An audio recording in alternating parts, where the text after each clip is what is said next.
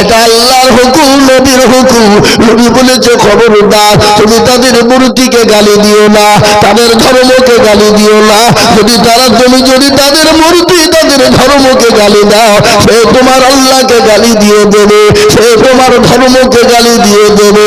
এটা ইসলাম শিক্ষা দিয়েছে।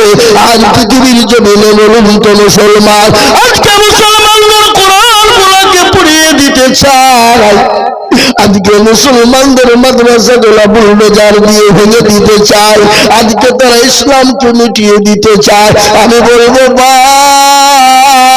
তারা যতই চেষ্টা করুক না কেন, ইসলামকে মেটানো যাবে না, কোরআনকে মেটানো যাবে না।